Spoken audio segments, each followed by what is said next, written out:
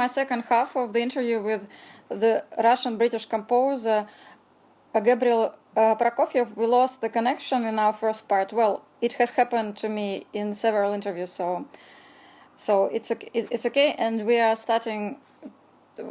trying to reconnect with Gabriel again. Yes, I see you.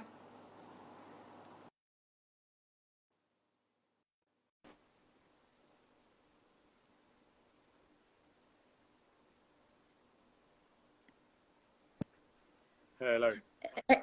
Actually, that's fine. It happened to me in 3 interviews already, so that's normal.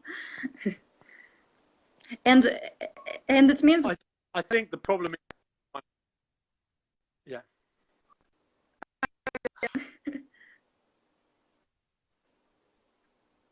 Oh God, I think everyone's using the internet. Do you hear me? Yeah, I hear you. Yeah, I hear you. Yeah. Okay. So yes, I wanted to turn to your bass drum concerto for bass drum and orchestra. Yeah. And it's actually an extraordinary idea to use the instrument that we would never associate with being a soloist as a soloist. And I was thinking, I was attending in Finland, I was attending the performance of Magnus Lindberg's Craft, and that he brought actually from. How do you hear me? Can you hear me? I lost you for a moment. Oh, dear. Yeah, I hear you now. Yeah, sorry, I just lost. Okay, so when I was watching your presentation of this concerto, I remembered I was attending the rehearsals for Magnus Lindberg's Craft. You know, with all the instruments that he like non musical instruments, and I liked it when you explained what you were doing, that you also tried to make the melody of the sounds that are not usually associated with a melodic making. And I was wondering, could you explain the process? You actually were trying to reverse our expectations as what can make a melody. Yeah, I mean, I guess having done the concerto for turntables, it's kind of provoked this idea, that perhaps I could do some more concertos for unexpected instruments. I thought, and I thought this is actually very exciting because you have a full orchestra who can create so many, almost any sounds and images that you want. And so why not actually then have something more unusual in front of the orchestra and have those two work together? And the bass drum, once I had that idea, I just got very excited about it because actually the bass drum, firstly, it's one of the oldest instruments known to humanity. The idea of the big drum, from going back to early man, we probably made drums out of tree trunks and what have you. And then to have it sitting in front of the orchestra visually is quite exciting. And then the bass drum itself can make so many amazing sounds. Not, we just use it for a low, deep thud, but it has wood on it, it has metal that you can hit and use as other percussion sounds. Then you can rub the skin and it can moan and vibrate. So it can almost talk like a whale. And we put a string in the center of the drum and make it roar like a lion. And so there's actually all these other sounds that it can make. So there's a lot to explore. And in terms of melody, I found that because the skin is so big, actually, if you go closer to it and maybe tap it with your fingers, you can find that the different parts of the drum have slightly different pitch and different resonance to them. Okay, it's not precise. Is it like timpani in a way? Yeah, almost like. I mean, what I realized is then and then the percussionists can lean. They can put their part of their arm slightly on the drum, and so make the skin slightly tighter. You don't get an exact pitch, but you can feel you get a gradient of higher and lower. And so, for example, in the second movement of the bass drum concerto, I have a bass line that's played by pizzicato cellos and double basses, but it started by the bass drum, and the cello and double bass play very quietly, so it almost feels like the melody is in the bass drum, even though the actual pitch is assisted by the pitched instruments. So, you know, it's about, in terms of melody, it's about using the orchestra to kind of just add those little edges of frequency that can make it sound, you know, more melodic.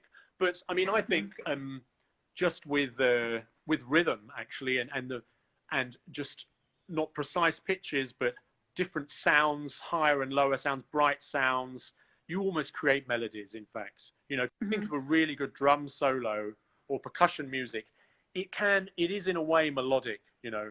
And so that's also the other thing. It's like recognizing the melodic power of rhythm. Are you also reversing our expectations as to actually, in the general score, like if our attention is drawn to your experiments with turntables and the bass drum, what do we hear in the main symphonic score? Is it also experimental? Maybe you introduce new things? It's interesting. I really like contrast, and I think it's really important to have a musical journey, musical contrast in a concerto or a symphony. And you know, sometimes it feels like some classical pieces seem to stay in one mood the whole time. You know, and it's an incredible. There's a lot of composers who have incredible identity. If you take like one of the minimalist composers, they create a very engaging sound texture. But generally, we just stay, a lot of the time, you stay in a certain mood for a long time. That's part of the charm. Maybe there's a crescendo, there's a growth, you get more and more exhilarated. But for me, in a concerto, I want each movement to really have a different spirit. And so I'm quite happy to actually really contrast different musical styles. So I will often have a movement that's quite traditional and actually is, you know, looking back to 20th century, sometimes even elements of 19th century orchestral writing. And then there'll be another section that's more modernist and more edgy, and maybe has some more unusual orchestrations and more unusual uses of the instruments, a stronger focus on rhythm perhaps, or a focus on creating strange, unusual sounds. So I think, you know, it's nice to actually reference older styles as well as new styles. You know, it seems silly to just kind of reject the past. You know, that's there. If it works for the musical story and impression you're trying to create, you know, then you use it by all means. Actually, you mentioned, well, I kind of feel that you are describing how your ideas are existing in the musical texture. And I was always wondering, as a non-composer, I'm always wondering, how is musical idea finding its way from your brain to the actual sound? Because I can think that we all think some ideas and we can speak them. Yes, that's the idea from brain to our mouth. But what is different about a musical idea? Can you think it through in a day and then bring it to your score? Is it longer? Is it more intensive? Is it just of a character then it's non-describable by words? And I mean, I think it's, you know, I think it is in some respect. There are similarities with writing a story or a poem, also with painting, you know. And I think sometimes, you know, often for me, like, ideas will appear in my head, and it's like words that appear there, but instead of being the you know, the letters and the sounds that make up words, it's just musical notes or a rhythm. And I don't have a great musical memory, I have to say, and maybe because I've got lazy by using technology. So if I have any musical idea, even a very short one, I quickly try to record it. Sometimes I just sing it into a mobile phone or something, or I play it into a computer on a keyboard. So I try to get my ideas down very quickly. And then sometimes often I'm working in my studio, so I might have an idea, and then I will play that, and then I'll add other ideas on top of it. So I use computer to help me build textures, because then you can, sometimes you hear it in, it can happen in your head, but also sometimes when I hear something I've already written, I leave it playing. While that's playing, then a new idea comes into my head as a kind of juxtaposition against that. And actually, I find that's often a very inspiring way to have some kind of ostinato or some rhythmic thing in the background, and then that then triggers a melodic idea or some other idea that then sits with that.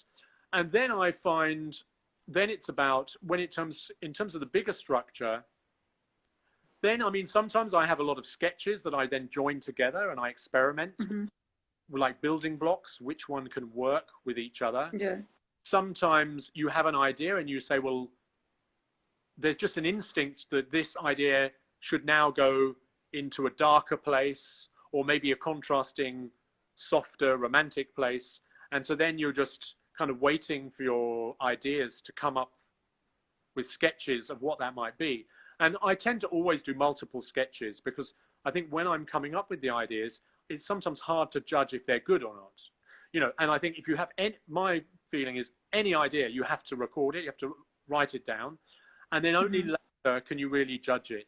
If you try to judge your idea when you're having it, you kind of kill it. Do you see what I mean? You're not giving it a chance to express. So you just have to really go with every idea and just follow it through as much as you can, and then leave it and then come back to it days or weeks later. So, and then sometimes there's this thing when you're working on a piece, and maybe in the middle of the night, you suddenly have an idea of where it should go, or you're walking somewhere. So it sort of, that's the great thing, is to be working on something for a while. You need to kind of get in the zone, and then the subconscious is ticking over and new ideas, I think it's like, for any creative thing, you have to work on it every day.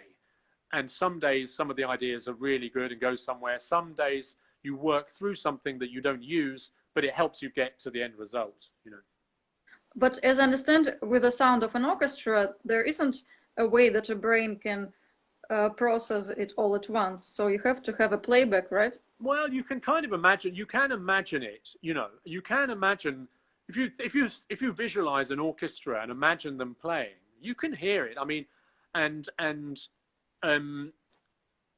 the struggle is sometimes then working out what you're hearing, and then and that comes from experience. So then it comes from thinking, well, what are the instruments that are making that sound? I mean, sometimes I've written for orchestra and I've had an idea that maybe wasn't typically orchestral. It was more like an electronic idea. And then I'm trying to think, well, how can I create that strange bass noise from the orchestra? And then I'm thinking, well, if I put the double basses with the cellos, but the cellos are detuned slightly, and maybe there's contrabassoon or different layers. So then it's working it out. And I personally, I like to use a computer to make a mock-up, because I want to hear I like to hear the whole piece, and then I can really get an overview of the structure of the piece and whether it's working. And I find it is very helpful, and it helps me listen to it and judge it in an objective way, and actually really step back and be critical. And ideally, I can have a break from the piece, kind of forget about it, and then come back to it with fresh ears. And that's very useful. But I mean, there are composers who don't use any computers, and they're just working from the score. But I'm open to anything that can make the process faster or bring new inspiration. I use, so I'm happy to use computers. I don't have.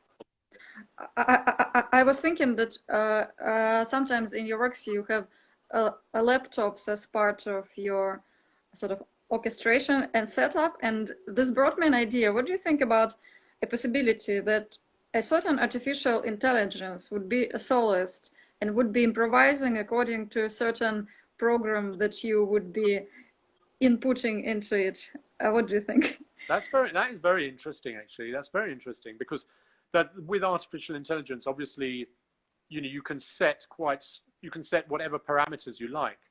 So they can be quite strict, and in many respects, it could be really, really interesting, actually. Yeah, that's a very interesting idea. I mean, I think the question would be, it would be an artificial sound, so you'd have to think what you would use to create the sound.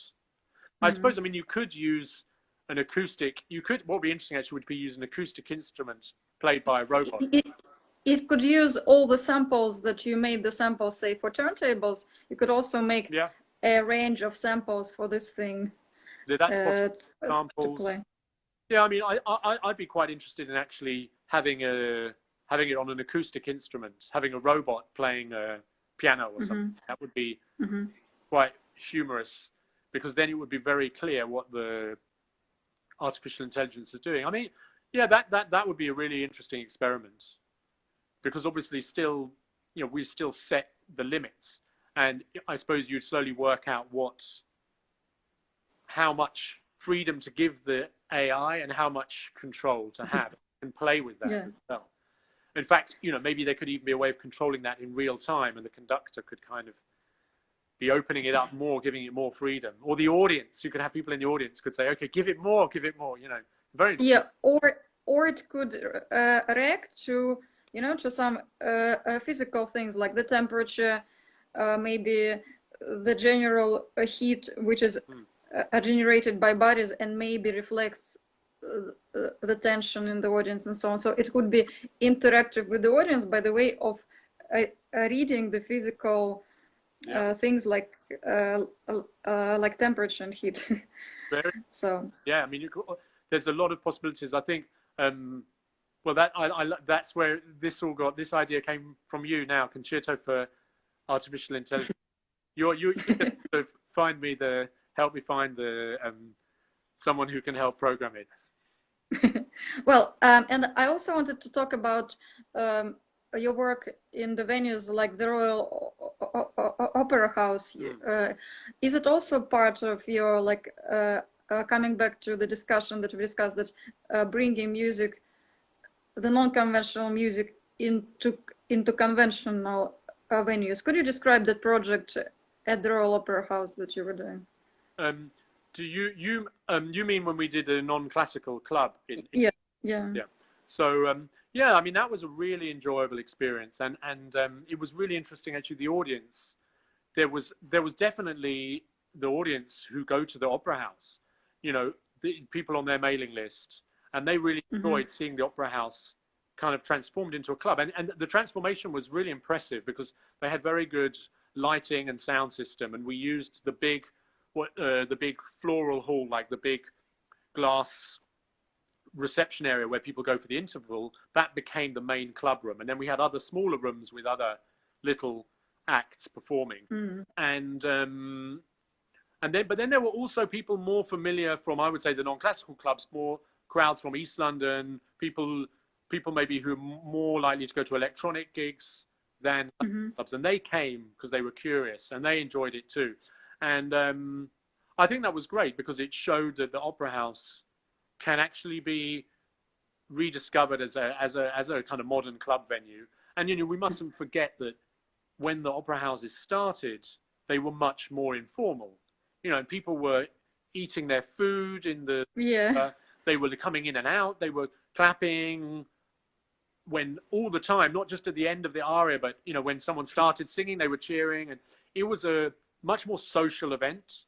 Probably people were even drinking and eating while the opera was happening in the reception, you know. And I know the Opera House, they want to bring back this, make the place feel more like a social place that you can go. And the South Bank Centre in London has been very successful actually in giving free Wi-Fi and allowing people to hang out there, and it somehow makes the arts more accessible. And the Opera House, and also the claw room concerts where you can actually eat and watch the performance, right? Yeah, that's something they recently redesigned the entrance area, didn't they?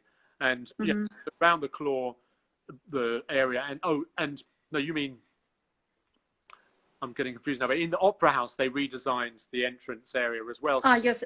So it's there as well. Yeah. So it's more informal as well. They're kind of inspired by the South Bank. So yeah, I mean, I think I'd like to do that again at the Opera House. You know, because at the first, when we were discussing doing it at non-classical, some of the team said, "Yeah, but isn't this going against our aims? Because now we're we're going back to these exclusive venues. You know, aren't we bringing classical music to the alternative venues? But actually, yeah, as you said, there's an inverse of this, and it's about trying to bring new audiences to the established venues, and therefore encourage established venues, you know, to try new things, try be more informal, try and you know, open up. You know, you look at visual arts, you look at the Tate Modern, how well they've succeeded in, as one example, you know, of appealing to all different age groups, and their doors are open to everyone, you know. And I think the arts, the classical venues like the Opera House, they're moving in this direction, you know, and it's really exciting. Could you speak about your works that involve dance? You seem to be very interested in this too. You have written several scores for ballets, and you also, on top of that, you had your opera performed. So could you describe your collaborations where there was either a dance element or a vocal? Well, you know, I've always been a fan of ballet and dance and opera, and I really like contemporary dance too. And I was very fortunate that quite early on in my kind of classical career, some composers chose some of my music. No, not composers, sorry. Some choreographers chose some of my music for their dance projects, and that was actually my second string quartet. As soon as it was released on CD, somehow it got picked up by a ballet in Augsburg in Germany, another ballet in America, and then someone else in London. And then then I started to build a relationship with choreographers. And for me, it's just, you know, I love dancing. My music is rhythmic. A lot of it has a strong sense of forward motion, of propulsion. So I always felt that it was music that could be danced to. So then when people asked me to write for dance, I was really, really, really pleased.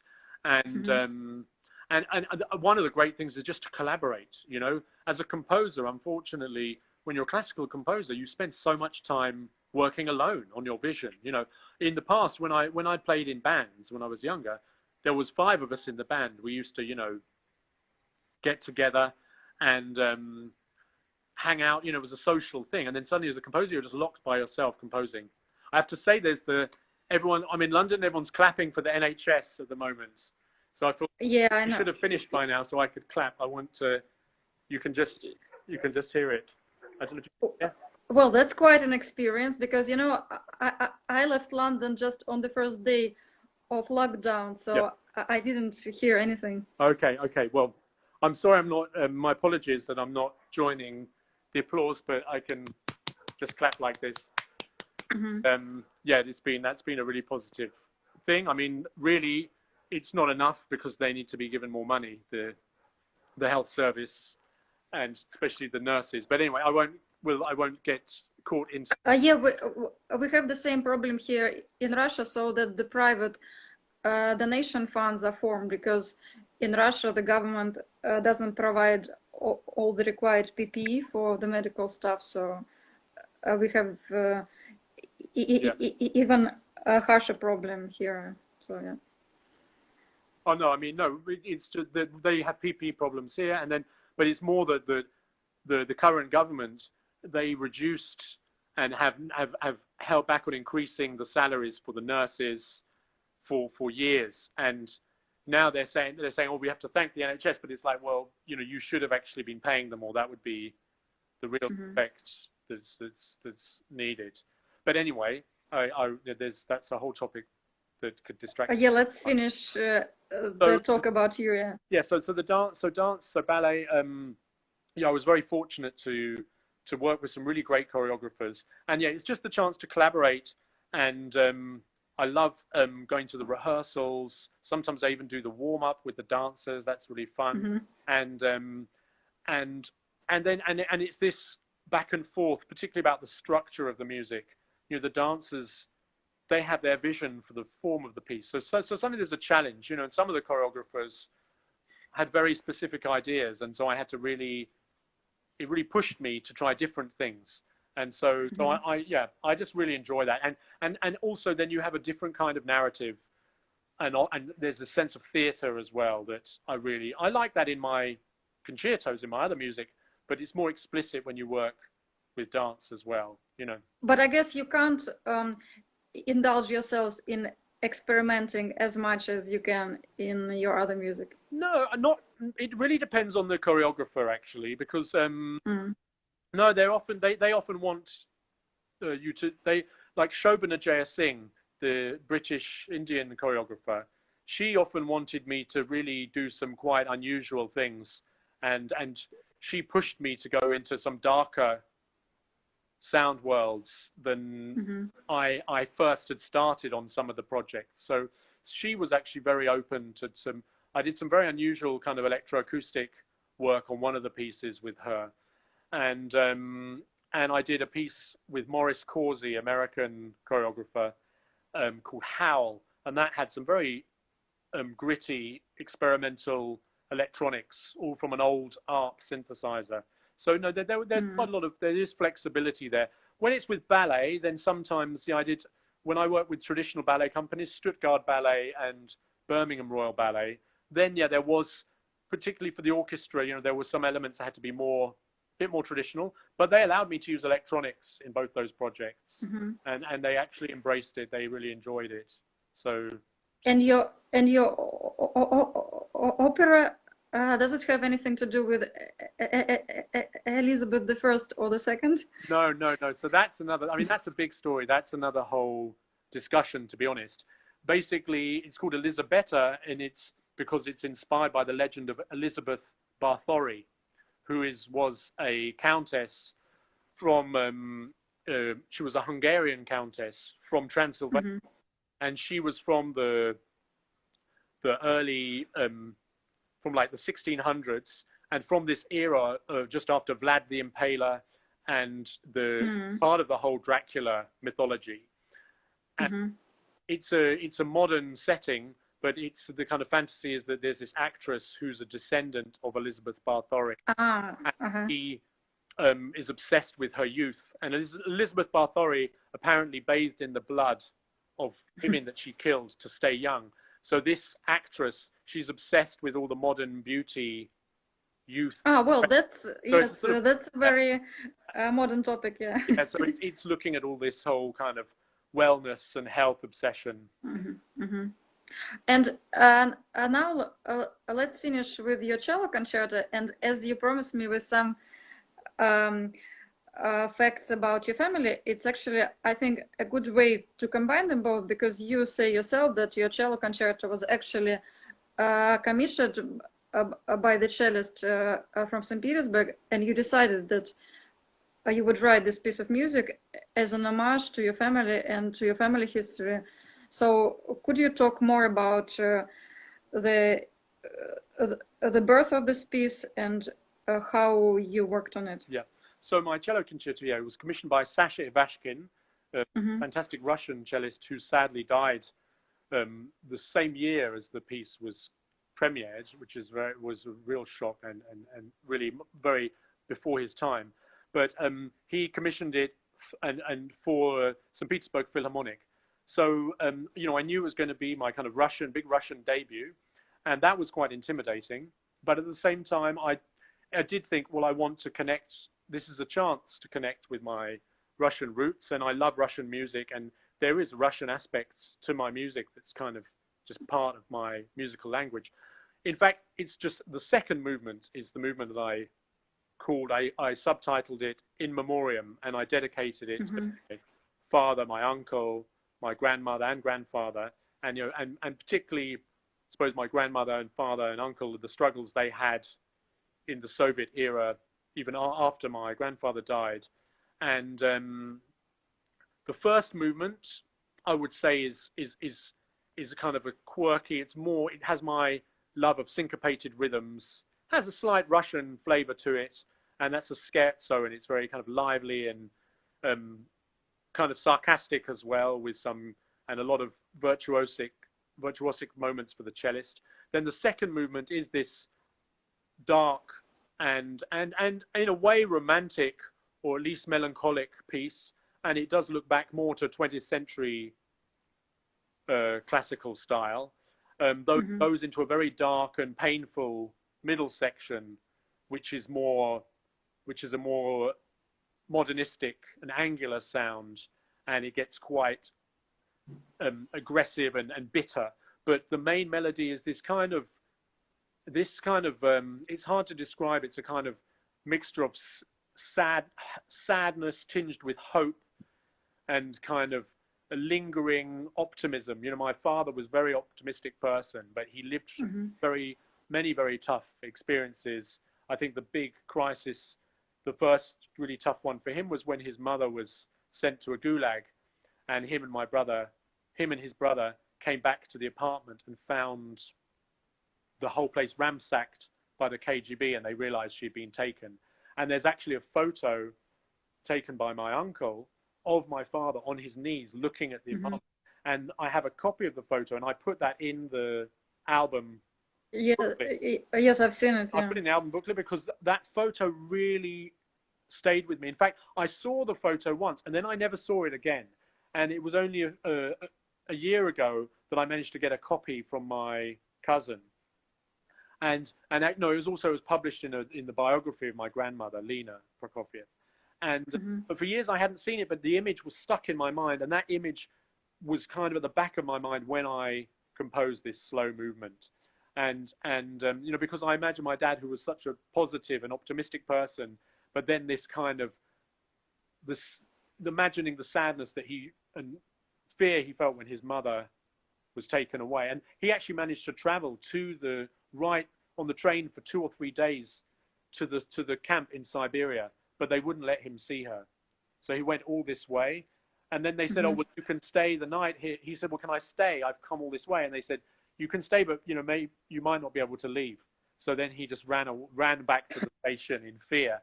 But it was very, very tough for him. And she was in the gulag for I think 6 or 7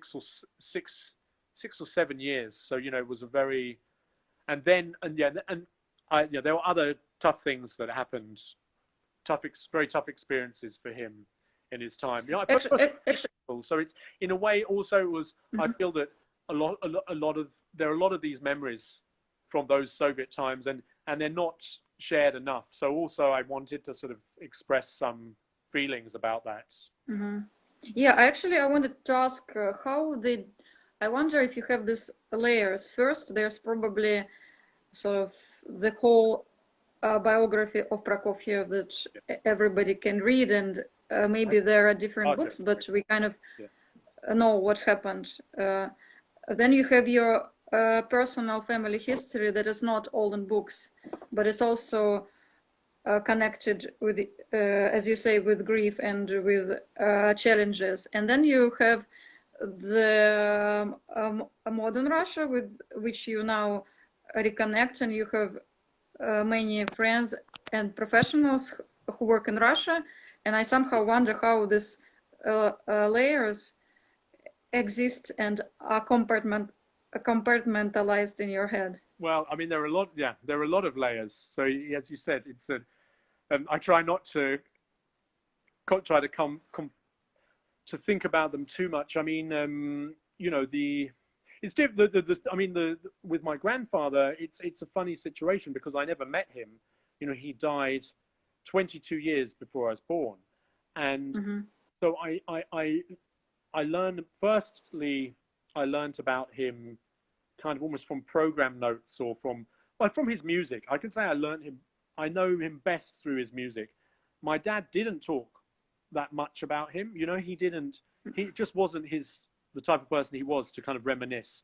And in fact, I feel actually I think maybe because of the tough times people went through, a lot of Russians don't want to talk much about what happened in the Soviet era.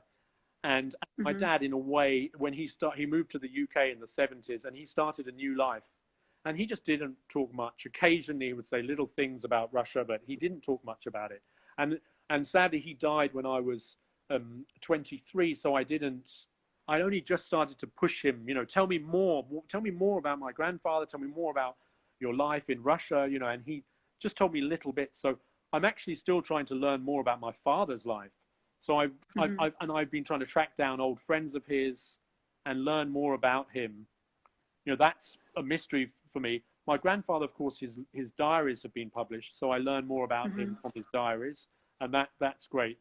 But the personal anecdotes, there aren't so many, and recently I spoke to to Gerard McBurney.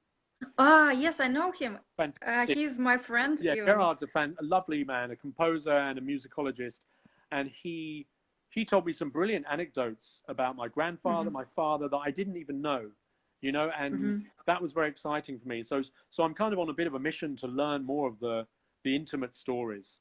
I knew my grandmother, Lena Prokofiev, really well. She was very fond of her grandchildren, so I know her personality. But she didn't talk about her story. She never talked about the Gulag, any of this. So I've been fortunate that I could read about it because some stuff is published. So, it is, and now, of course, I'm delighted to discover a new Russia that's evolved so much, changed so much. I've seen it change myself since I've been going, and I often, and of course, I think of my father when I'm in Russia, and I wish that he could have seen how Russia has changed. I took my children, we had our summer holidays in Russia, and they loved it. They keep saying they want to go back to Russia. They even my youngest daughter says she wants to live there. They had a great time, and we traveled around a lot. So for me, it's important to reconnect with Russia, and I think that there's so much great culture and so much positive things about Russia that, particularly in the UK, we've looked at it so much. So often it's portrayed through the Cold War lens. Even now, there's so much cynicism about Russia, and it's a real shame because that's just judging a country by its government and its regime, and obviously the people tell a completely different story. So does the culture. So I'm really glad to be spending more time in Russia, and I'm keen to make more links between Russia and then the rest of Europe. I'm wondering if the museum flat of Prokofiev has been connecting with you. I've been there. I know the people well. I know Irina Belaya, who's directing it. She's a good friend. And, I know Mikhail Brishgalov, who's director of the State National Music Museum, formerly the Glinka Museum. So no, I'm in touch with them, and I really like the work they've done. For me, it's I always visit the Prokofiev Apartment Museum. I think they've done a good job, and that's. Yes, I've been there too. Yeah. And I was wondering, musically, do you want to write sort of how to say, a response, for example, a CD, which would be your conversation with Sergei Prokofiev, like your responses to some of his pieces, maybe with quotes or maybe with oppositional things? I mean, I to be honest, I've been very careful about getting involved with his music because there's a risk that when someone who's less established does something with a great composer, then they become the person who works with that composer, and because it's my grandfather, I risk becoming the grandson who reworks his grandfather's music. People will be very, very quick to label me like that. I already had a strange review recently when the journalist said that my career was based on the contrast between my electronic music and my grandfather's music, and I'm like, well, that's totally not true. I'm not doing, I'm not done anything with his music, but already someone made that presumption, so I have to be very careful in it. I prefer to stay away from his music because it's just I really have to protect my own identity and voice. It took me, as we said before, it took me a while to build my confidence as a composer, and if I get too intertwined with him, I risk entering a sort of dangerous territory. Perhaps maybe the end of my life, if I feel like it could be some sentimental thing I could do. I don't, because I love his music. It's it's just I'm wary of how it could be perceived. You could do your farewell symphony when you are 90, and that could be having quotes of Prokofiev. Well, and yes, and I'm very happy that you will do the launch of your CD tomorrow, and everybody who would be watching this can go and watch your launch tomorrow. My last question is, when do you think and how do you think things would turn to live interactions and performances, if they will? Quickly to say about the launch, what I think you'll find interesting is that I wanted, to do a proper launch party featuring the musicians from the album. So Boris Safyanov, the cellist of the soloist of the cello concerto, he's going to perform from his dacha outside Moscow, direct from there, and with his partner Anna Koshkina, she's a cellist as well. So I've reduced my cello concerto into a duo version. And then some of the musicians from Ural Philharmonic are going to perform direct from Yekaterinburg as well. And then Rich, the turntablist, he's performing direct from the house of his father and mother-in-law in the New Forest in the UK. And then I'll be at home with my family. So it's going to be a really fun event. And it's going to be on YouTube. So just people can find it on my YouTube channel. It will be very obvious. But I mean, when will it end? I mean, I think people are really hungry to go back to concerts, and I think there'll be a reaction, a renaissance. We'll be so excited to go back and hear live music, because ultimately it's nice to see musicians, but when it's streamed, the quality is not always so good, and it's just not the same as the real experience. So we're really in the hands of how the governments deal with it, and they need to improve their tracking system and make people feel more confident that they're not going to be really ill. I mean, of course, most people aren't really at serious risk. We have to remember that. And so I hope that in September or October, I think September, we should see the concert halls opening. I know that the Salzburg Festival, in August, they're going to do some of their concerts in Austria. But some of those countries have dealt with the pandemic much better, and they're already opening their restaurants, and they should be on track. Maybe they'll have half the audience. Maybe you'll have to have alternate seating or something, which is a shame, but still, I think people will adopt to that, and that's what we have to start with. And well, I hope so. I'm just afraid that Russia would be the last to join the club, because we are, as the States now, with the very high numbers, and there's some mess of dealing with it. I'm just wondering even if I could go to the neighboring Finland, at some point, because now Europe is opening to itself, but not to this is the problem. To Russia. It's going to be hard for people to travel between countries. This is going to be the problem, and it will be a problem for Russia. But I think locally people will be able to go to concerts. I think it will. You look at China; they did come through, and they are easing the lockdown. And I think we just have to try and